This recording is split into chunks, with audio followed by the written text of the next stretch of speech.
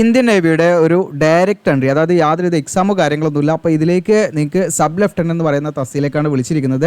Permanent വേക്കൻസിയാണ്. അപ്പോൾ വെറുതെ പറയുന്നതല്ല, നിങ്ങൾക്ക് ഇവിടെ കാണാം പോസ്റ്റ് സബ് ലെഫ്റ്റനൻറ്റ് 1,10,10,000 ഇതിൻ്റെ സാലറി അപ്രോക്സിമേറ്റ് വരുന്നത്. പിന്നെ ഒട്ടനവധി അലവൻസും കാര്യങ്ങളും ഒക്കെ ഉള്ള ഒരു പോസ്റ്റാണ്. അതുപോലെ നിങ്ങൾക്ക് ലീവൊക്കെ എന്ന് പറയുന്നത് നിങ്ങൾക്ക് ഇയർലി 60 ഡേയ്സ് നിങ്ങൾക്ക് ആനുവൽ ലീവും പ്ലസ് 20 ഡേയ്സ് നിങ്ങൾക്ക് കാഷ്വൽ ലീവും ഉണ്ട്.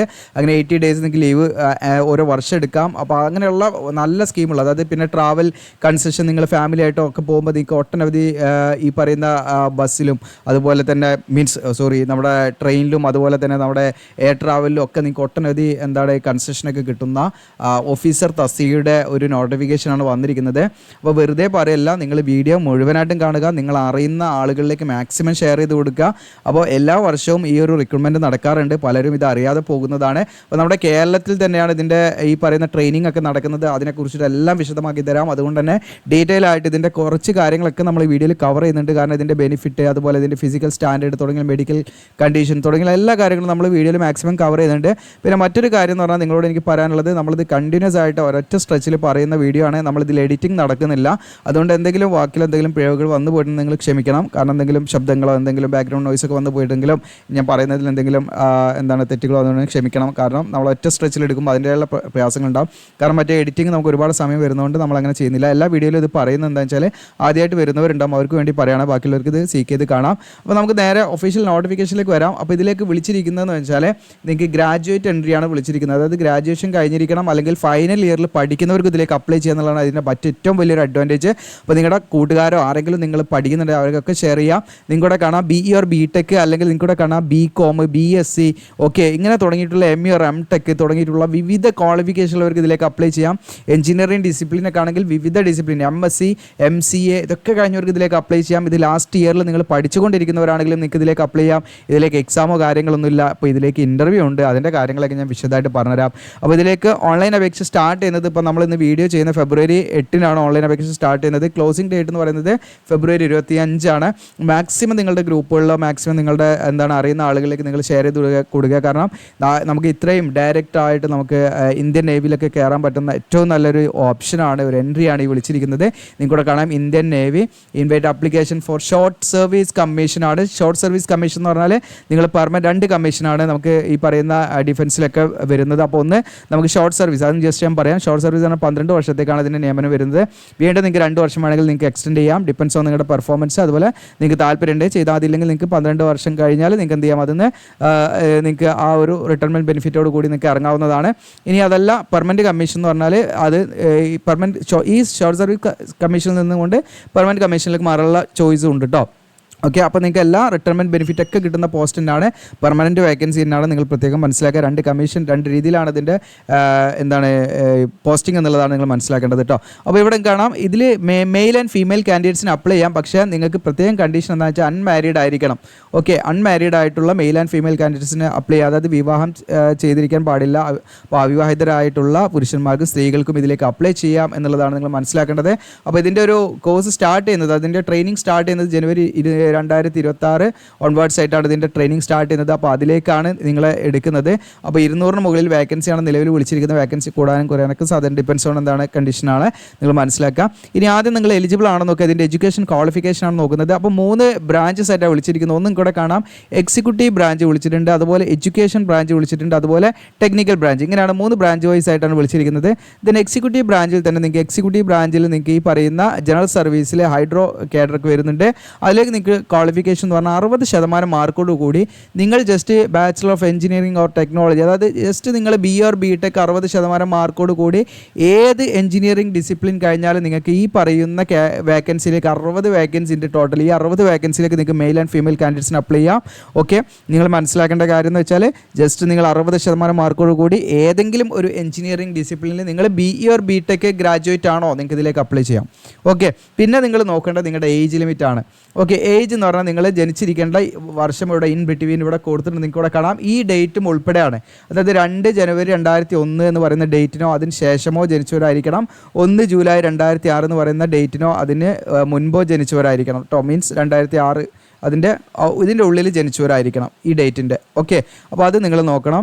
ഇനി അടുത്തത്, ഇപ്പം നിങ്ങൾ അവസാന വർഷം പഠിച്ചുകൊണ്ടിരിക്കുന്ന വിദ്യാർത്ഥികളാണെങ്കിൽ നിങ്ങൾക്ക് ഇതിലേക്ക് അപ്ലൈ ചെയ്യാം. അപ്പോൾ നിങ്ങളുടെ കൂട്ടുകാരുടെ മാക്സിമം ഷെയർ ചെയ്ത് കൊടുക്കട്ടോ. അത്യാവശ്യം നല്ല ഓപ്ഷനാണ്. ഇതിലേക്ക് എക്സാം കാര്യങ്ങളില്ല, ഇതിലേക്ക് ഇൻ്റർവ്യൂ ആണ്. അതിൻ്റെ കാര്യങ്ങളൊക്കെ ഞാൻ പറയാം. പിന്നെ ഇതിൽ പൈലറ്റ് ആണ് വിളിച്ചിരിക്കുന്നത്, ഈ പറയുന്ന എക്സിക്യൂട്ടീവ്. ഇതിലേക്ക് നിങ്ങൾക്ക് പൈലറ്റ്, അതുപോലെ നേവൽ എയർ ഓപ്പറേഷൻ ഓഫീസർ എന്ന് പറയും, അതുപോലെ എയർ ട്രാഫിക് കൺട്രോളൊക്കെ നിങ്ങൾ കണ്ടിട്ടുണ്ടായിരിക്കും. അപ്പോൾ ഇതൊക്കെ ഡിഫൻസിൽ സാധാരണ നമുക്ക് ഈ പറയുന്ന എയർപോർട്ടിലൊക്കെ നിങ്ങൾക്ക് കാണാം എയർ ട്രാഫിക് കൺട്രോളർ. അപ്പോൾ അടുത്തൊരു മൂവി ഇറങ്ങിയിരുന്നില്ല, ഇതായിരുന്നു അത്, എനിക്ക് ഓർമ്മയിൽ വരുന്നില്ല. ഓക്കെ, ഇതായിരുന്നു ടൊവിനോൻ്റെ ഒരു ഐഡൻറ്റിറ്റി എന്ന് പറയാം, അതിലുണ്ടല്ലോ എയർ ട്രാഫിക് കൺട്രോളർ, ലാസ്റ്റ് ഒരു ക്ലൈമാക്സ് ഒക്കെ നിങ്ങൾ കണ്ടില്ലേ. അപ്പോൾ അങ്ങനെയുള്ള അത് നമുക്ക് ഡിഫൻസിൽ എയർ ട്രാഫിക് കൺട്രോളർ, അതുപോലെ നിങ്ങൾക്ക് ലോജിസ്റ്റിക്സ് എന്ന് പറഞ്ഞിട്ട് ഇങ്ങനെ 4 കാറ്റഗറിയാണ് ടോട്ടൽ. 1 2 3 4 5 കാറ്റഗറിയാണ് എക്സിക്യൂട്ടീവ് ബ്രാഞ്ചിൽ വിളിച്ചിരിക്കുന്നത്. 5 ഗ്രൂപ്പായിട്ടാണ് വിളിച്ചിരിക്കുന്നത്. അപ്പോൾ ഇതിലേക്ക് നിങ്ങൾക്ക് അപ്ലൈ ചെയ്യാൻ ഈ പറയുന്ന പൈലറ്റ്, അതുപോലെ നേവൽ എയർ ഓപ്പറേഷൻ ഓഫീസർ, അതുപോലെ എയർ ട്രാഫിക് കൺട്രോളറിലേക്ക് നിങ്ങൾക്ക് അപ്ലൈ ചെയ്യാനുള്ള ക്വാളിഫിക്കേഷൻ എന്ന് പറയുന്നത് BA or BTech തന്നെയാണ്. ഏതെങ്കിലും ഡിസിപ്ലിനിൽ നിങ്ങൾക്ക് BA or BTech ഉണ്ടെങ്കിൽ അപ്ലൈ ചെയ്യാം. അപ്പോൾ നിങ്ങൾക്ക് ഒരു സംശയം ഉണ്ടാവും, ഒരു ഉദ്യോഗാർത്ഥിക്ക് എന്താണ് ഒരു വിങ്ങിൽ അല്ലെങ്കിൽ ഒരു കാറ്റഗറിയിൽ അപ്ലൈ ചെയ്യാൻ പറ്റും. അങ്ങനെയല്ല, നിങ്ങൾക്ക് പ്രിഫറൻസ് കൊടുക്കുക. അപ്പോൾ നമ്മൾ എക്സാം സെൻറ്ററൊക്കെ പ്രിഫറൻസ് കൊടുക്കില്ല, അതേപോലെ നിങ്ങൾക്ക് എന്ത് ചെയ്യാം, ഇതൊക്കെ ഞാൻ വായിച്ചിട്ട് പറയാം. അതേപോലെ നിങ്ങൾക്ക് എന്ത് ചെയ്യാം, പ്രിഫറൻസ് കൊടുക്കുക കേട്ടോ. ഓക്കെ, നിങ്ങൾക്ക് പ്രയോറിറ്റി കൊടുക്കാം. നിങ്ങൾക്ക് ഏതാണ് നിങ്ങൾക്ക് ആദ്യം വേണ്ടിച്ചത് ജസ്റ്റ് ഒന്ന് ഇറേസ് ചെയ്യട്ടെ. ഓക്കെ, നമ്മൾ റെക്കോർഡിങ് ജസ്റ്റ് ഡയറക്റ്റ് റെക്കോർഡ് ചെയ്തിട്ട് നമ്മൾ ചെയ്യുന്നതാണ്. ഇതിലേക്ക് നമ്മൾ എഡിറ്റിംഗ് ഇല്ലാത്തത് കൊണ്ടുള്ള ഇഷ്യൂ ആണ് കേട്ടോ. എഡിറ്റിംഗ് വരുമ്പോൾ ഒരുപാട് സമയം നമ്മളവിടെ യൂസ് ചെയ്യണം. അപ്പോൾ അത് നിങ്ങൾക്ക് ഒരുപാട് വീഡിയോ നമുക്ക് ഇടാൻ പറ്റാത്ത അവസ്ഥ വരുന്നുണ്ട്. അതുകൊണ്ടാണ് നിങ്ങൾ ക്ഷമിക്കണം. നിങ്ങൾക്ക് മനസ്സിലാണ്ടെന്ന് വിചാരിക്കുന്നു. അപ്പോൾ ഈ പറയുന്ന പൈലറ്റ്, അതുപോലെ നേവൽ എയർ ഓപ്പറേഷൻ ഓഫീസർ, അതുപോലെ എയർ ട്രാഫിക് കൺട്രോളർ എന്നുള്ള പറയുന്ന പോസ്റ്റിലേക്കും ഏതെങ്കിലും വിഷയത്തിൽ ഏതെങ്കിലും ഡിസിപ്ലിൻ, എഞ്ചിനീയറിംഗ് ഡിസിപ്ലിനിക്ക് BA or BTech 60% മാർക്കോടുകൂടി പാസ്സായിരിക്കുക എന്നുള്ളതാണ്. പക്ഷേ ഇതിലേക്ക് ഒരു കണ്ടീഷൻ പാട് അവർ പറയുന്നുണ്ട്. അതായത് നമുക്ക് 10ാം ക്ലാസ് അതുപോലെ +2 ലെവലിൽ നമുക്ക് 10ാം ക്ലാസ്സിലും മിനിമം നമുക്ക് ടോട്ടൽ പെർസെൻറ്റേജ് 60% ഉണ്ടായിരിക്കണം, +2ലും നമുക്ക് ടോട്ടൽ പെർസെൻറ്റേജ് 60% ഉണ്ടായിരിക്കണം എന്നുള്ള കണ്ടീഷൻ പറയുന്നുണ്ട്. അത് കൂടാതെ നിങ്ങൾക്ക് ഇംഗ്ലീഷിൽ 10ാം ക്ലാസ്സിലോ അതല്ലെങ്കിൽ +2ലോ അതിലേതെങ്കിലും ഒന്നിൽ നിങ്ങൾക്ക് ഇംഗ്ലീഷിൽ ഒരു 60% മാർക്ക് സെപ്പറേറ്റ് ആയിട്ടും വേണം. ഓക്കെ, അപ്പോൾ അങ്ങനെ നിങ്ങൾക്ക് ഈ ഒരു ക്വാളിഫിക്കേഷൻ നിങ്ങൾക്ക് ഉണ്ടെങ്കിൽ, ആ രീതിയിൽ ഈ പറഞ്ഞിരിക്കുന്ന രീതിയിൽ ക്വാളിഫിക്കേഷൻ ഉണ്ടെങ്കിൽ pilot, naval air operation officer എന്ന് പറയുന്ന തസ്തിയിലേക്കും എയർ ട്രാഫിക് കൺട്രോൾ എന്ന് പറയുന്ന പോസ്റ്റിലേക്ക് നിങ്ങൾക്ക് എന്ത് ചെയ്യാം, അപ്ലൈ ചെയ്യാം. ഓക്കെ, അപ്പോൾ ഒന്നുകൂടെ ഞാൻ വിശദമാക്കി തരാം. ഇപ്പോൾ എഞ്ചിനീയറിംഗ് ഡിസിപ്ലിനിൽ നിങ്ങൾക്ക് ഏതെങ്കിലും ഒരു എഞ്ചിനീയറിംഗ് ഡിസിപ്ലിനിൽ BA or BTech ഉണ്ടെങ്കിൽ നിങ്ങൾക്ക് എന്താണ് ചോയ്സ് ഉണ്ട്. നിങ്ങൾക്ക് ഇത് സെലക്ട് ചെയ്യാം, ഇത് ഓപ്റ്റ് ചെയ്യാം അവിടെ. അതുപോലെ പൈലറ്റും ഈ പറയുന്ന നേവൽ എയർക്രാഫ്റ്റും എയർ ട്രാഫിക് കൺട്രോളിലേക്ക് നിങ്ങൾക്ക് അപ്ലൈ ചെയ്യണമെങ്കിൽ നിങ്ങൾക്ക് ഈ പറയുന്ന താഴെ ഇവിടെ ബ്രാക്കറ്റിൽ ഇട്ടിരിക്കുന്ന ഈ സംഭവം പാടെ നിങ്ങൾക്ക് ഉണ്ടായിരിക്കണം. അതായത് +2ലും 10ാം ക്ലാസ്സിലും നിങ്ങൾക്ക് എന്താണ് ടോട്ടൽ പെർസെൻറ്റേജ് 60% മിനിമം ഉണ്ടായിരിക്കണം. ഇനി ഇംഗ്ലീഷിൽ നമുക്ക് +2ലോ 10ാം ക്ലാസ്സിലോ ഇതിലേതെങ്കിലും ഒന്നിൽ നമുക്ക് 60% മാർക്ക് ഇംഗ്ലീഷിൽ മാത്രമായിട്ട് ഉണ്ടായിരിക്കണം. അങ്ങനെ ഉണ്ടെങ്കിൽ നിങ്ങൾക്ക് എന്ത് ചെയ്യാം, ഈ പറയുന്ന എന്താണ് pilot, naval air operation officer, അതുപോലെ എയർ ട്രാഫിക് കൺട്രോളർ എന്ന് പറയുന്ന അതിലേക്ക് നിങ്ങൾക്ക് എന്ത് ചെയ്യാം, അപ്ലൈ ചെയ്യാം. ഓക്കെ, അപ്പോൾ BA or BTech നിങ്ങൾ ഏതെങ്കിലും ഡിസിപ്ലിനിൽ പാസ്സായിരിക്കണം. അതിൻ്റെ കൂടെയാണ് ഞാനിപ്പം ഇത് പറഞ്ഞത്, ഈ പറയുന്ന പോസ്റ്റിലേക്ക് കേട്ടോ. അപ്പോൾ അത് പ്രത്യേകം നിങ്ങൾ ശ്രദ്ധിക്കുക കേട്ടോ. ഇനി അടുത്തത് ലോജിസ്റ്റിലേക്ക് അപ്ലൈ ചെയ്യാനെങ്കിൽ BA or BTech ഏതെങ്കിലും വിഷയത്തിൽ ഏതെങ്കിലും ഡിസിപ്ലിനിൽ BA or BTech കഴിഞ്ഞവരാണെങ്കിൽ നിങ്ങൾക്ക് ലോജിസ്റ്റിലേക്കും കൊടുക്കാം. അപ്പോൾ നിങ്ങൾക്ക് ഈ പറയുന്ന എക്സിക്യൂട്ടീവിലേക്കും അപ്ലൈ ചെയ്യാം, ലോജിസ്റ്റിലേക്കും അപ്ലൈ ചെയ്യാം. എനി ഡിസിപ്ലിനിൽ നിങ്ങൾ ഈ പറയുന്ന BA or BTech ഉണ്ടെങ്കിൽ. ഇനി നിങ്ങൾക്ക് MBA വിത്ത് ഫസ്റ്റ് ക്ലാസ് ഉണ്ടെങ്കിൽ നിങ്ങൾക്ക് എന്ത് ചെയ്യാം, നിങ്ങൾക്ക് ഈ പറയുന്ന ലോജിസ്റ്റിലേക്ക് അപ്ലൈ ചെയ്യാം. ഇനി BSc BCom അല്ലെങ്കിൽ BSc IT നിങ്ങൾ കഴിഞ്ഞവരാണെങ്കിൽ നിങ്ങൾക്ക് ഇതിലേക്ക് അപ്ലൈ ചെയ്യാം. പക്ഷേ ഒരു കണ്ടീഷൻ ഉണ്ട്, നിങ്ങൾക്ക് BSc അല്ലെങ്കിൽ BCom അല്ലെങ്കിൽ BSc IT നിങ്ങൾ കഴിഞ്ഞവരാണെങ്കിൽ പ്ലസ് അതിൻ്റെ കൂടെ നിങ്ങൾക്ക് എന്ത് വേണം, PG ഡിപ്ലോമ നിങ്ങൾ പഠിച്ചിരിക്കണം. അത് ഫൈനാൻസിലോ അല്ലെങ്കിൽ ലോജിസ്റ്റിക്കിലോ അല്ലെങ്കിൽ സപ്ലൈ ചെയിൻ മാനേജ്മെൻറ്റിലോ അതല്ലെങ്കിൽ മെറ്റീരിയൽ മാനേജ്മെൻറ്റിലോ ഈ പറഞ്ഞിരിക്കുന്ന ഏതെങ്കിലും ഒരു മേഖലയിൽ നിങ്ങൾക്ക് എന്താണ് PG ഡിപ്ലോമയും പാട് ഉണ്ടായിരിക്കണം കേട്ടോ. അതിലേതെങ്കിലും ഒന്നിൽ നിങ്ങൾ സ്പെഷ്യലൈസേഷനോട് കൂടി PG ഡിപ്ലോമ ഉണ്ടായിരിക്കണം. അപ്പോൾ അങ്ങനെയാണെങ്കിൽ നിങ്ങൾക്ക് BSc കഴിഞ്ഞവരാണെങ്കിലും BCom കഴിഞ്ഞവരാണെങ്കിലും BSc IT കഴിഞ്ഞവരാണെങ്കിലും നിങ്ങൾക്ക് അപ്ലൈ ചെയ്യാം. പ്ലസ് അതിൻ്റെ കൂടെ ഈ പറഞ്ഞിരിക്കുന്ന ഏതെങ്കിലും PG ഡിപ്ലോമ നിങ്ങൾ ചെയ്തിരിക്കാനുള്ള കണ്ടീഷനാണ്. ഇനി നിങ്ങൾക്ക് MCA കഴിഞ്ഞവരാണെങ്കിൽ ഇതിലേക്ക് അപ്ലൈ ചെയ്യാം. ഇനി MSc IT കഴിഞ്ഞവരാണെങ്കിലും ഇതിലേക്ക് അപ്ലൈ ചെയ്യാം, ഫസ്റ്റ് ക്ലാസ് ഉണ്ടായിരിക്കണം. ഓക്കെ, ലോജിസ്റ്റിലേക്ക് അപ്ലൈ ചെയ്യാം. അപ്പോൾ ഇത്രയാണ് അതിൻ്റെ എന്താണ് എഡ്യൂക്കേഷൻ ക്വാളിഫിക്കേഷൻ. അടുത്തത് എഡ്യൂക്കേഷൻ ബ്രാഞ്ചാണ്. എഡ്യൂക്കേഷൻ ബ്രാഞ്ചിലേക്ക് നിങ്ങൾക്ക് 60% മാർക്കോട് കൂടി നിങ്ങൾ MSc കഴിഞ്ഞവരാണെങ്കിൽ നിങ്ങൾക്ക് ഇതിലേക്ക് അപ്ലൈ ചെയ്യാം. അതോടൊപ്പം നിങ്ങൾക്ക് പ്രത്യേകം ശ്രദ്ധിക്കേണ്ടത് സ്പെഷ്യലൈസേഷൻ മാത്സോ അല്ലെങ്കിൽ ഓപ്പറേഷണൽ റിസർച്ചോ ആയിരിക്കണം. വിത്ത് BSc നിങ്ങൾ ഫിസിക്സ് കഴിഞ്ഞിരിക്കുകയും വേണം. അങ്ങനെ കുറച്ച് കണ്ടീഷൻസ് ഉണ്ട്, അത് പ്രത്യേകം ശ്രദ്ധിക്കണം. BSc നമ്മൾ ഫിസിക്സ് ആയിരിക്കണം. അതോടൊപ്പം തന്നെ 60% മാർക്കോട് നമ്മൾ MSc മാത്സോ അല്ലെങ്കിൽ ഈ പറയുന്ന ഓപ്പറേഷണൽ റിസർച്ചോ നിങ്ങൾ ആ സ്പെഷ്യലൈസേഷനോട് കൂടി കഴിഞ്ഞവരായിരിക്കണം. ഇനി അതുമല്ലെങ്കിൽ നിങ്ങൾക്ക് മറ്റൊരു രീതിയിൽ അപ്ലൈ ചെയ്യാം. അതായത് MSc നിങ്ങൾ ഫിസിക്സോ അല്ലെങ്കിൽ അപ്ലൈഡ് ഫിസിക്സോ കഴിഞ്ഞിരിക്കുക എന്നുള്ളതാണ്. BSc ലെവലിൽ മാത്സും പഠിച്ചിരിക്കണം. അങ്ങനെയാണെങ്കിൽ അത് വെച്ചിട്ട് നിങ്ങൾക്ക് ഇതിലേക്ക് അപ്ലൈ ചെയ്യാം. ഇനി അതും അല്ലെങ്കിൽ നിങ്ങൾക്ക് എന്താണ് BSc ഫിസിക്സും പ്ലസ് അതിൻ്റെ കൂടെ നിങ്ങൾ MSc കെമിസ്ട്രി 60% മാർക്കോട് പാസ്സാണെങ്കിൽ നിങ്ങൾക്ക് ഇതിലേക്ക് അപ്ലൈ ചെയ്യാം. ഇനി അതും അല്ലെങ്കിൽ നിങ്ങൾക്ക് എന്താണ് ഈ മെക്കാനിക്കൽ എഞ്ചിനീയറിംഗിൽ BA or BTech നിങ്ങൾ 60% മാർക്കോട് പാസ്സാണെങ്കിൽ ഈ പറയുന്ന എഡ്യൂക്കേഷനിലേക്ക് നിങ്ങൾക്ക് അപ്ലൈ ചെയ്യാം. ഇനി അതും അല്ലെങ്കിൽ എന്താണ് നിങ്ങൾക്ക് ഈ പറയുന്ന ഇലക്ട്രിക്കൽ അല്ലെങ്കിൽ ഇലക്ട്രോണിക്സ് ആൻഡ് കമ്മ്യൂണിക്കേഷൻ എഞ്ചിനീയറിംഗ് ഇതിലേതെങ്കിലും നിങ്ങൾ BA or BTech 60% മാർക്ക് ഉണ്ടെങ്കിൽ പറയുന്ന എഡ്യൂക്കേഷൻ ബ്രാഞ്ചിലേക്ക് നിങ്ങൾക്ക് അപ്ലൈ ചെയ്യാം. ഇനി അതും അല്ലെങ്കിൽ നിങ്ങൾക്ക് 60% മാർക്കോട് MTech ആണ് പറയുന്നത്. അത് ഈ പറഞ്ഞിരിക്കുന്ന ഏതെങ്കിലും ഡിസിപ്ലിനാണ്. MTech തെർമൽ അല്ലെങ്കിൽ പ്രൊഡക്ഷൻ എഞ്ചിനീയറിംഗ് അല്ലെങ്കിൽ മെഷീൻ ഡിസൈൻ ഈ പറഞ്ഞിരിക്കുന്ന ഏതെങ്കിലും ഡിസിപ്ലിനിൽ 60% മാർക്കോട് MTech ഉണ്ടെങ്കിൽ നിങ്ങൾക്ക് ഇതിലേക്ക് അപ്ലൈ ചെയ്യാം. ഇനി അതും അല്ലെങ്കിൽ നിങ്ങൾക്ക് കമ്മ്യൂണിക്കേഷൻ സിസ്റ്റം എഞ്ചിനീയറിംഗ് അല്ലെങ്കിൽ ഇലക്ട്രോണിക്സ് ആൻഡ് കമ്മ്യൂണിക്കേഷൻ എഞ്ചിനീയറിംഗ് അല്ലെങ്കിൽ VLSI അല്ലെങ്കിൽ പവർ സിസ്റ്റം എഞ്ചിനീയറിംഗ് ഇതിൽ നിങ്ങൾ 60% മാർക്കോടുകൂടി MTech പാസ്സായെങ്കിൽ അവർക്കും എന്ത് ചെയ്യാം എഡ്യൂക്കേഷനിലേക്ക് അപ്ലൈ ചെയ്യാം. ഓക്കെ, ഇങ്ങനെയൊക്കെ ആണെങ്കിലും ഇതിൽ നിങ്ങൾ പ്രത്യേകം ശ്രദ്ധിക്കുക. എഡ്യൂക്കേഷനിലേക്ക് നിങ്ങൾ അപ്ലൈ ചെയ്യാനുള്ള എസെൻഷ്യൽ ക്വാളിഫിക്കേഷൻ ഇതാണെങ്കിലും നിങ്ങൾ പ്രത്യേകം ശ്രദ്ധിക്കേണ്ടത് നിങ്ങൾ 60% മാർക്ക് നമുക്ക് എന്ത് ചെയ്യണം 10ാം ക്ലാസ്സിൽ നിങ്ങൾക്ക് 60% മാർക്ക് മിനിമം ഉണ്ടായിരിക്കണം. +2 നിങ്ങൾക്ക് 60% മാർക്ക് മിനിമം ഉണ്ടായിരിക്കണം. അത് കൂടാതെ നിങ്ങൾ എന്ത് ചെയ്യണം ഇംഗ്ലീഷിൽ 10ാം ക്ലാസ്സിലോ +2ലോ നിങ്ങൾക്ക് എന്താണ് 60% സെപ്പറേറ്റ് മാർക്ക് ഉണ്ടായിരിക്കണം. അത് നിങ്ങൾ എന്ത് ചെയ്യണം നിർബന്ധമായിട്ടും ആ ഒരു ക്രൈറ്റീരിയ നിങ്ങൾ പാലിക്കണം.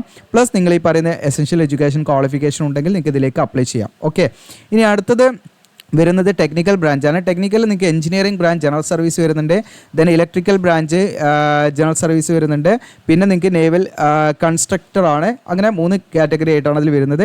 അതിൽ ഈ പറയുന്ന എഞ്ചിനീയറിംഗ് ബ്രാഞ്ച് ജനറൽ സർവീസിലേക്ക് നിങ്ങൾക്ക് BA or BTech 60% മാർക്കോട് കൂടി ഇവിടെ ലിസ്റ്റ് ചെയ്തിരിക്കുന്ന ഏതെങ്കിലും ഡിസിപ്ലിൻ ഞാനെല്ലാം വായിക്കുന്നില്ല. നിങ്ങൾക്കിവിടെ കാണാം മെക്കാനിക്കൽ വിത്ത് ഓട്ടോമേഷൻ, അതുപോലെ marine engineering, instrumentation engineering, production engineering, aeronautical engineering, industrial engineering and management, then control engineering, aerospace engineering, automobile engineering, metallurgy engineering, mechatronics engineering, instrumentation control ഈ പറഞ്ഞിരിക്കുന്ന ഏതെങ്കിലും ഒരു എഞ്ചിനീയറിംഗ് ഡിസിപ്ലിനിൽ നിങ്ങൾക്ക് BA or BTech 60% മാർക്ക് ഉണ്ടെങ്കിൽ നിങ്ങൾക്ക് ഇതിലേക്ക് apply ചെയ്യാവുന്നതാണ്. Okay, ഇനി നിങ്ങൾക്ക് അതുപോലെ തന്നെ ഈ പറയുന്ന ഇലക്ട്രിക്കൽ ആണെങ്കിൽ ഇലക്ട്രിക്കലുമായി ബന്ധപ്പെട്ടുകൂടെ ഒരുപാട് ലിസ്റ്റ് ചെയ്തിട്ടുണ്ട്. അവിടെ നിങ്ങൾക്ക് കാണാം ഇത്രയും എന്താണ് ഡിസിപ്ലിനിലേക്ക് ഏതെങ്കിലും ഒന്നിൽ നിങ്ങൾ BA or BTech 60% മാർക്ക് ഉണ്ടെങ്കിൽ ഇതിലേക്ക് അപ്ലൈ ചെയ്യാം.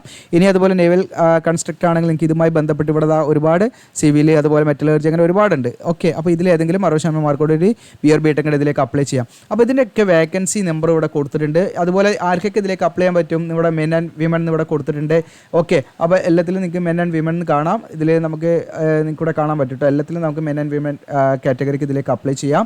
ഇനി നിങ്ങളുടെ ഡേറ്റ് ഓഫ് ബർത്ത് നിങ്ങൾ നോക്കുക. ഇതിൻ്റെ ഉള്ളിൽ ഏതെങ്കിലും ഇടയിലുള്ള ഡേറ്റ് ഓഫ് ബർത്ത് ആണോ നോക്കുക, അല്ലെങ്കിൽ ഈ ഡേറ്റിലുള്ളതാണോ നിങ്ങളുടെ ഡേറ്റ് ഓഫ് ബർത്ത് വരുന്നത് നോക്കുക. അങ്ങനെയാണെങ്കിൽ നിങ്ങൾ എലിജിബിൾ ആണോ നിങ്ങൾ മനസ്സിലാക്കുക.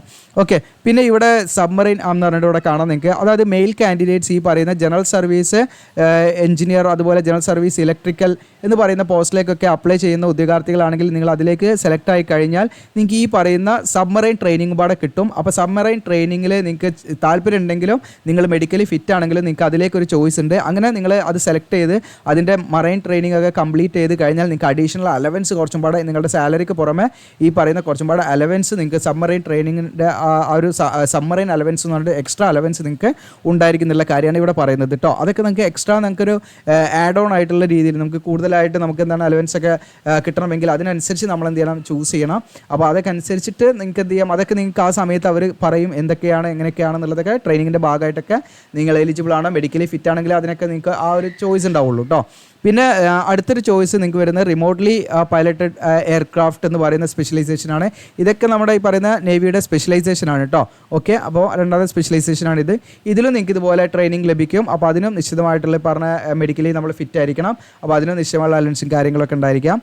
ഇനി കൊമേഴ്ഷ്യൽ പൈലറ്റ് ലൈസൻസ് ഹോൾഡേഴ്സിന് എന്താണെന്ന് വെച്ചാൽ ഈ ഏജ് റിലാക്സേഷൻ ഉണ്ട്. അതുപോലെ മെർച്ചൻ്റ് നേവി പേഴ്സണലാണെങ്കിൽ അവർക്കും ഏജ് റിലാക്സേഷൻ ഉണ്ട്. അവരുടെ ഡേറ്റ് ഓഫ് ബർത്തിൻ്റെ കാര്യങ്ങളൊക്കെയാണ് ഇവിടെ കൊടുത്തിരിക്കുന്നത്. നമ്മൾ നോക്കേണ്ട ആവശ്യമില്ല. ഓക്കെ, പിന്നെ NCC കാൻഡിഡേറ്റ്സിന് എന്താണ് ഈ പറയുന്ന ഒരു 5% കട്ട് ഓഫ്. അപ്പോൾ ഫോർ എക്സാമ്പിൾ 50 ഇപ്പോൾ കട്ട് ഓഫ് എന്ന് വിചാരിക്കുക. അപ്പം അതെങ്ങനെയാണ് കട്ട് ഓഫ് എടുക്കുന്നത് വെച്ചാൽ നിങ്ങളുടെ ക്വാളിഫിക്കേഷൻ്റെ മാർക്ക് വെച്ചിട്ടാണ് ഇതിലേക്ക് സെലക്ട് ചെയ്യുന്നത്. അതാണ് പറഞ്ഞ എക്സാം ഇല്ലാന്ന്. അപ്പോൾ ഒരു 50 കട്ട് ഓഫ് എടുക്കുന്നത് വിചാരിക്കുക. അപ്പോൾ കട്ട് ഓഫ് എടുക്കുകയാണെങ്കിൽ ഇപ്പോൾ ഒരു ഉദ്യോഗാർത്ഥിക്ക് 45 ഉള്ളൂ. അങ്ങനെയാണെങ്കിൽ NCC സർട്ടിഫിക്കറ്റ് ഉണ്ടെങ്കിൽ അവർക്ക് 5% എന്താണ് റിലാക്സേഷൻ കൊടുക്കും. അപ്പോൾ അത് വെയിറ്റേജ് കൊടുത്തിട്ട് 5 50 കണക്കാക്കും. അപ്പോൾ അവർക്ക് എന്ത് ചെയ്യാം അതിലേക്ക് ആ ഒരു ബെനിഫിറ്റ് ഉണ്ട്. അപ്പോൾ NCC സർട്ടിഫിക്കറ്റ് ഹോൾഡേഴ്സിന് ഒരു 5% ഷോർട്ട് ലിസ്റ്റ് ചെയ്യുന്ന സമയത്തുള്ള അതായത് ഈ SSB ഇൻ്റർവ്യൂവിന് വേണ്ടിയിട്ട് ഷോർട്ട് ലിസ്റ്റ് ചെയ്യപ്പെടുന്ന സമയത്തുള്ള ആ ഒരു കട്ട് ഓഫ് മാർക്കിലേക്ക് ഒരു 5% 5 മാർക്കല്ല കേട്ടോ ഉദ്ദേശിക്കുന്ന 5% കട്ട് ഓഫ് മാർക്ക് എന്ത് ചെയ്യും അവർക്ക് കിട്ടും എന്നുള്ളതാണ് അവർ മനസ്സിലാക്കേണ്ടത്. ഇനി ആർക്ക് അപ്ലൈ ചെയ്യാന്ന് വെച്ചാൽ ഇന്ത്യയിൽ പഠിച്ചവർക്കും അപ്ലൈ ചെയ്യാൻ, ഇനി വിദേശത്ത് പഠിച്ചവർക്കും അപ്ലൈ ചെയ്യാം കേട്ടോ. അതിൻ്റെ കണ്ടീഷനാണ് ഇവിടെ പറയുന്നത്. പിന്നെ ഇതിൽ പറയുന്നത് എന്താണെന്ന് വെച്ചാൽ ഇതിൻ്റെ കമ്മീഷൻ്റെ ഡ്യൂറേഷനാണ്. അപ്പോൾ നമ്മൾ പറയും ഷോർട്ട് സർവീസ് കമ്മീഷൻ SSC ആണെന്ന് പറഞ്ഞു. ഇനീഷ്യലി 12 വർഷത്തേക്കാണ് എന്ത് ചെയ്യുന്നത്, ഇത് പോസ്റ്റ് ചെയ്യുക. അത് കഴിഞ്ഞാൽ നമുക്ക് എന്ത് ചെയ്യാം, വേണമെങ്കിൽ നിങ്ങൾക്ക് ഇറങ്ങാം. ഇനി അതല്ല നിങ്ങൾക്ക് വേണമെങ്കിൽ 2 വർഷം മുമ്പാണ് എന്ത് ചെയ്യാം, അത് എക്സ്റ്റെൻഡ് ചെയ്യാവുന്ന അവർ പറയുന്നുണ്ട്. അപ്പോൾ ആ വില്ലിംഗ് ആണെങ്കിലോ പെർഫോമൻസിനനുസരിച്ചൊക്കെയാണ് അത് എക്സ്റ്റെൻഡ് ചെയ്യാൻ പറ്റുക. അല്ലെങ്കിൽ 12 വർഷം കഴിഞ്ഞിട്ട് നമ്മൾ ഇറങ്ങാം. ഓക്കെ, അതാണ്. ഇനി സെലക്ഷൻ പ്രൊസീജിയറിൽ ഞാൻ പറഞ്ഞു, സെലക്ഷൻ പ്രൊസീജിയർ എന്ന് പറഞ്ഞാൽ യാതൊരു എക്സാമോ കാര്യങ്ങളോ ഒന്നുമില്ല. നിങ്ങൾക്ക് ഇതിലേക്ക് നമ്മുടെ ചാനൽ നിങ്ങൾ ലൈക്ക് ചെയ്യാൻ മറക്കരുത് കേട്ടോ. നമ്മുടെ ചാനൽ മീൻസ് നമ്മുടെ വീഡിയോ അതുപോലെ സബ്സ്ക്രൈബ് ചെയ്യുക. ഓക്കെ, നമ്മുടെ ചാനൽ സബ്സ്ക്രൈബ് ചെയ്യുക, ലൈക്ക് ചെയ്യുകയൊക്കെ ചെയ്യാം കേട്ടോ. കാരണം നമ്മൾ ഒരുപാട് എഫേർട്ട് എടുക്കുന്നുണ്ട് നിങ്ങളിലേക്ക് ഇതൊക്കെ എത്തിക്കാൻ വേണ്ടിയിട്ട്. അപ്പോൾ നിങ്ങൾ ആ ഒരു പരിഗണന നമ്മുടെ ചാനലിന് കൊടുക്കുക, മാക്സിമം ഷെയർ ചെയ്യുക.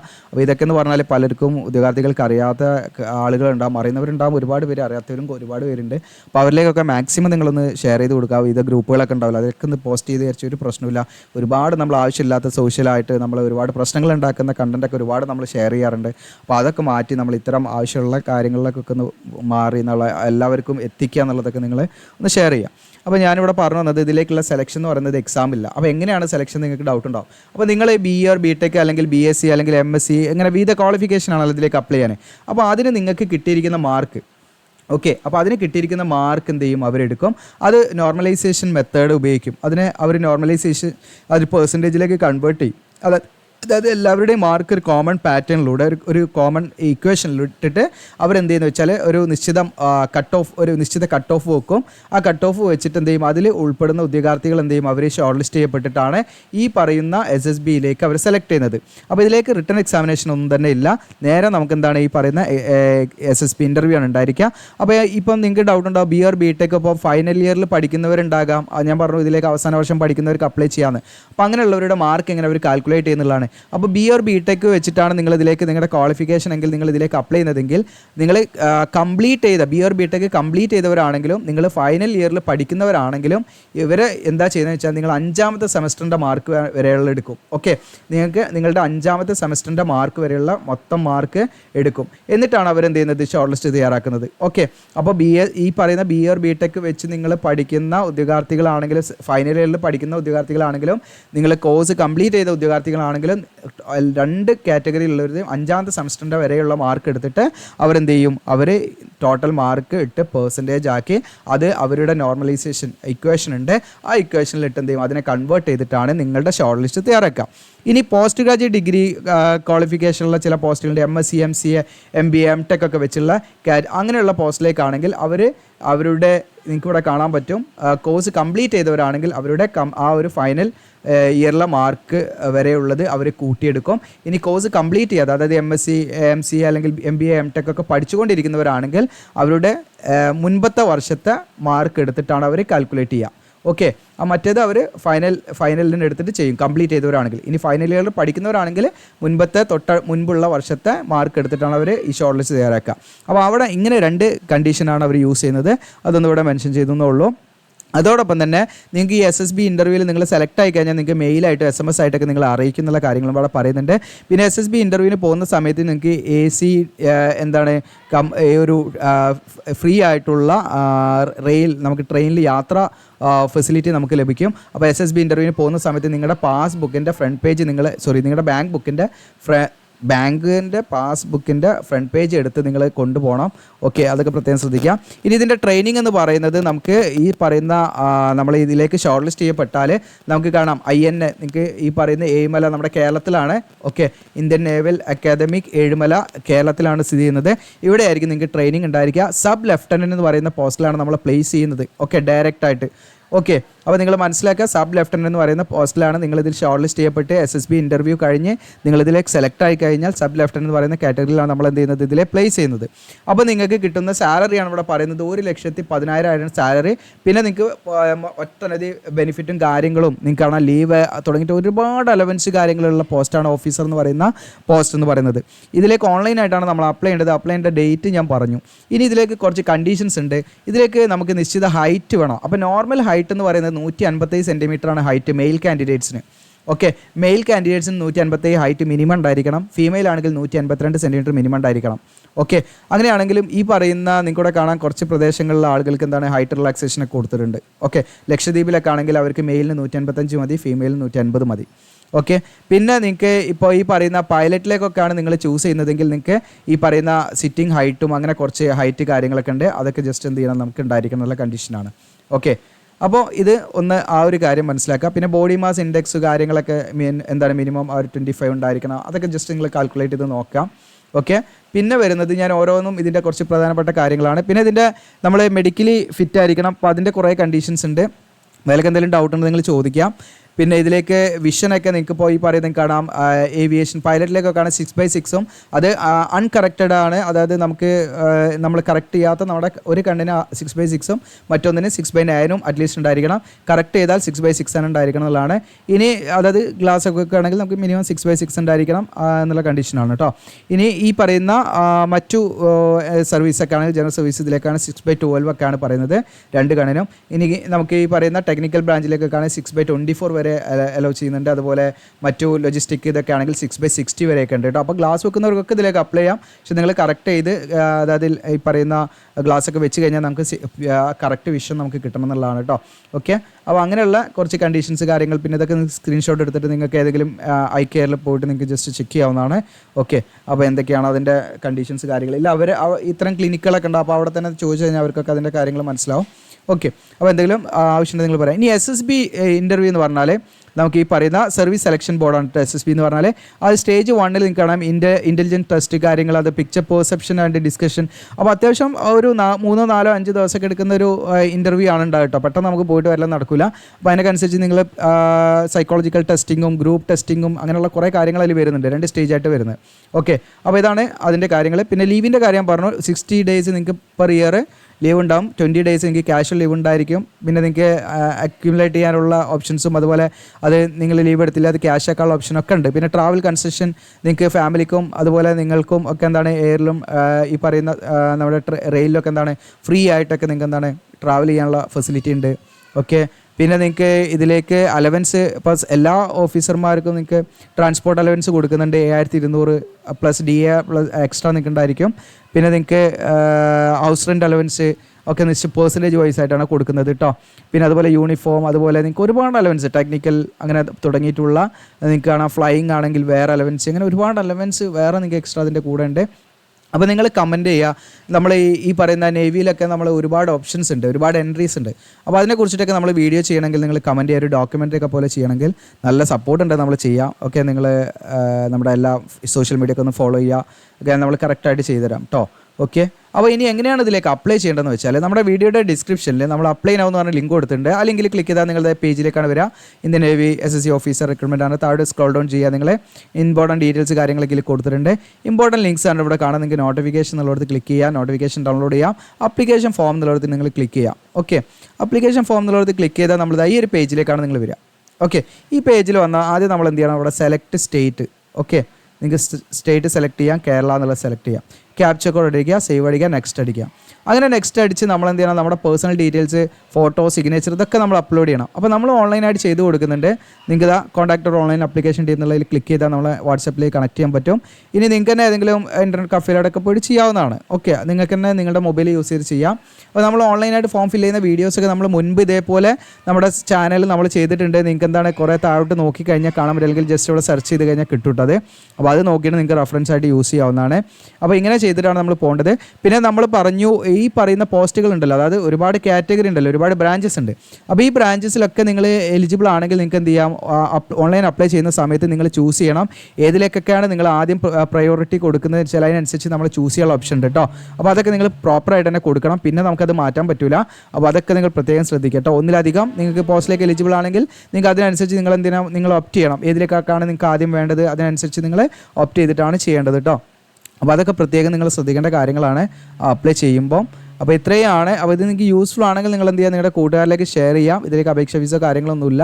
അപ്പോൾ നമ്മൾ ആദ്യം വരുമ്പോൾ നമ്മൾ ഇന്ത്യൻ നേവിയിൽ നമ്മൾ 1 ടൈം രജിസ്ട്രേഷൻ ചെയ്യണം. അതാണ് നിങ്ങൾ അതിനുള്ള ഫസ്റ്റ് സ്റ്റെപ്പാണ് ഞാൻ പറയുന്നത്. ഇവിടെ ക്യാപ്ചർ കോഡ് അടിക്കാൻ ജസ്റ്റ് ഒന്ന് ഇതിലെന്താണെന്ന് വെച്ചാൽ നമ്മൾ കട്ട് ചെയ്യുന്നില്ല, അതുകൊണ്ടാണ് ഇതിങ്ങനെ പറയുന്നത് കേട്ടോ. ഞാൻ കണ്ടിന്യൂസ് ആയിട്ട് പറയുന്നത്. ഇപ്പോൾ നമ്മളിതിലേക്ക് ഡാറ്റ ഒക്കെ എൻ്റർ ചെയ്യാൻ പോകുമ്പോൾ ഒരുപാട് ടൈം പിടിക്കും. അപ്പോൾ അതുകൊണ്ട് ഞാനിപ്പോൾ ബാക്കി അവിടെ നിന്ന് അങ്ങോട്ട് ചെയ്ത് കാണിക്കാം. അതവിടെ സേവ് എന്ന് കൊടുക്കാം.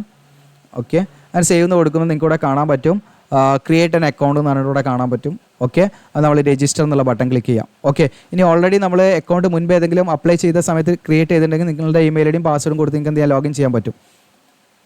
ഓക്കെ, ദെൻ ഇവിടെ രജിസ്റ്റർ എന്നുള്ള ബട്ടൺ ക്ലിക്ക് ചെയ്യാം. അങ്ങനെ രജിസ്റ്റർ എന്നുള്ള ബട്ടൺ ക്ലിക്ക് ചെയ്താൽ നിങ്ങൾക്ക് രജിസ്റ്റർ വിത്ത് ആധാർ എന്നുള്ള ക്ലിക്ക് ചെയ്യാം. ഇനി വിത്തൗട്ട് ആധാർ ഇല്ലെങ്കിൽ വിത്തൗട്ട് ആധാർ എന്നുള്ള ക്ലിക്ക് ചെയ്യാം. ഓക്കെ, എന്നിട്ട് നമ്മളിവിടെ എന്ത് ചെയ്യുക, ഈ ക്യാപ്ചർ കോഡ് ഇവിടെ അടിച്ചു കൊടുക്കാം. ഞാൻ ജസ്റ്റ് ഒന്ന് ഇതിൻ്റെ സ്റ്റെപ്പ് ഒന്ന് കാണിച്ച് പോവാം. നിങ്ങൾക്ക് ഇങ്ങനെ ഓരോ കാര്യങ്ങൾ അങ്ങനെ അതിന് ചോദിക്കുന്നതനുസരിച്ച് ചെയ്താൽ മതി. വളരെ അത്യാവശ്യം നമ്മൾ ഇരിക്കണം. ഓക്കെ, സ്മോൾ ലെറ്റർ ആണെന്ന് വിചാരിക്കുന്നു, സോറി. ഓക്കെ, ഇത് നമ്മൾ ഡിജി ലോക്കറിൽ നിന്ന് ഡാറ്റ ഫെച്ച് ചെയ്യുന്ന ഒരു പരിപാടിയാണ് ഇതിൽ കേട്ടോ. ഓക്കെ, ഇതിൽ റീഡയറക്റ്റ് എന്തോ എറർ കാണിക്കുന്നുണ്ട്. അപ്പോൾ നിങ്ങൾ കറക്റ്റ് അങ്ങനെ ചെയ്താൽ മതി. ഞാനിപ്പം കൊടുക്കുന്ന സമയത്ത് നമുക്ക് ചിലപ്പം എന്താണ് സെർവറിനൊക്കെ ഇഷ്യൂസ് ഉണ്ടാകാം. അപ്പോൾ അത് കറക്റ്റായിട്ട് കാണിക്കാൻ നിന്നാൽ ചിലപ്പം എന്ത് ചെയ്യും, നമ്മുടെ വീഡിയോയുടെ ലെങ്ത്ത് വളരെ കൂടും. അപ്പോൾ നിങ്ങൾ അങ്ങനെ ചെയ്താൽ മതി. ഇല്ലെങ്കിൽ നിങ്ങൾക്ക് ആധാർ കാർഡ് ഇല്ലെങ്കിൽ രജിസ്റ്റർ വിത്തൗട്ട് ആധാർ കാർഡ് എന്നുള്ളത് സെലക്ട് ചെയ്തിട്ട് നിങ്ങൾക്ക് ഇതിലേതെങ്കിലും ഒരു ID, വോട്ടർ ID, ഡ്രൈവിംഗ് ലൈസൻസോ 10ാം ക്ലാസ്സിലെ സർട്ടിഫിക്കറ്റോ അതൊക്കെ വെച്ചിട്ട് നിങ്ങൾക്ക് ചെയ്യാം കേട്ടോ. ഇങ്ങനെ വേണമെങ്കിലും ചെയ്യാം. അപ്പോൾ നിങ്ങൾക്ക് താല്പര്യം, നിങ്ങൾക്ക് നമ്മൾ ചെയ്തു തരണമെങ്കിൽ ചെയ്തു തരാൻ കോൺടാക്ട് ഒരു ആപ്ലിക്കേഷൻ ചെയ്യുന്നുള്ള ജസ്റ്റ് കോൺടാക്ട് ചെയ്താൽ മതി. യൂസ്ഫുൾ ആണെങ്കിൽ ഒന്ന് കമൻറ്റ് ചെയ്യും. അതോടൊപ്പം നിങ്ങൾ ലൈക്ക് ചെയ്യും, ഷെയർ ചെയ്യും. Thank you.